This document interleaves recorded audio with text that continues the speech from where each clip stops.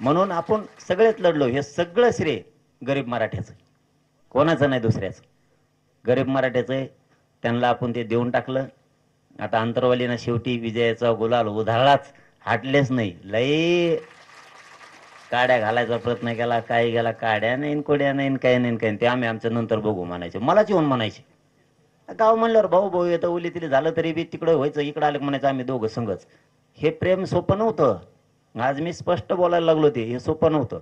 नसतं मग एकामेका डावचा डावची केली का ते मग तसे जाऊन तिकडं, तू तुपलंच बघ तिकडं, आम्ही नाही येत हे म्हणायचं नाही. त्या पाटलासाठी आणि त्या आरक्षणासाठी आम्हाला जायचं तिथं. तो मग जमत नसलं तरी एका कोपऱ्याला बसायचं. लय मोठा आदर्श दिला अंतरवलीनं महाराष्ट्राला, लय मोठा. आणि तुम्ही शेवटी गुलाल टाकला मराठ्याच्या डोक्यावर, त्याबद्दल गावाचं कौतुक. आणि विजय मेळाव्याला सगळा महाराष्ट्रात येणार आहे अंतरवलीला गुलाल टाकायला, काही टेन्शन ना घेऊ तुम्ही. विजय मेळावा एकदा डिक्लेअर झाला ना, अख्खा महाराष्ट्र पुन्हा एकदा अंतरवलीत येणार आहे. अंतरवलीच्या गल्ल्या गल्ल्यात गुलाल दिसणार तुम्हाला, कुंकड बी. आपल्याला नुसतं जेसीबीनेच गुलाल बाहेर काढावं लागत. इतके लोक येणार आहेत. आणखी ते डिक्लेअर नाही केलं आपण, पण आता काय, मला काय बोलता पण ये नाही. हा विजय नसता तर वेगळं होतं. सगळं मिळेलं मराठीने, आता काय नाही राहिलं. जवळपास 96% लढाई जिंकली. 4% म्हणजे काहीच नाही. ते चालता फेडता आपण 96 ओढून घेऊ त्यांना. हो, लय भारी. तुमच्या सगळ्या गावकऱ्यांचं खरंच महाराष्ट्राच्या मराठा समाजाच्या वतीनं मनापासून कौतुक करतो, तुमचे आभार मानतो, धन्यवाद. खूप लढू लागलात.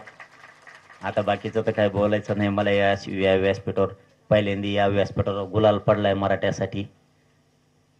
खूप कल्याण झालं आपल्या जातीचं.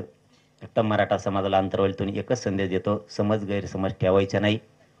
JR निघाला म्हणजे मराठी आरक्षणात गेले. थोडा वेळ लागन. आपण जरी एखादी जमीन वावर विकत घेतलं तरी बी आपल्याला त्याच्यात आऊत हाणावं लागन, नांगर हाणायला लागन. उन्हाळा आहे तर पाऊस पडूस तर वाट बघावं लागल. मग आपल्याला पाऊस पडल्यावर त्याच्यात कापूस लावता येईल किंवा पेरता येईल, अशी सिस्टम असती. तुम्ही जर उन्हाळ्यात जर त्या ढेकळातच टाकलं तर जळून जाईल. त्याच्यामुळं JR निघाला. मराठवाड्यातले 100% आरक्षणात जाणार आणि पश्चिम महाराष्ट्रातले जाणार. आणि महाराष्ट्रातले पण राहत नाहीत. परत म्हणते पश्चिम महाराष्ट्र मराठवाड्यात चालला काय. शिंदे समिती महाराष्ट्रभर काम करते.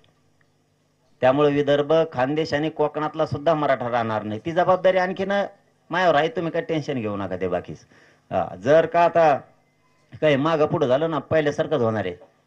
बंद गावात यायचं महाराष्ट्रभर. एका मंत्र्याला नेत्याला फिरून देत नाहीत मराठी महाराष्ट्रात कुठंच.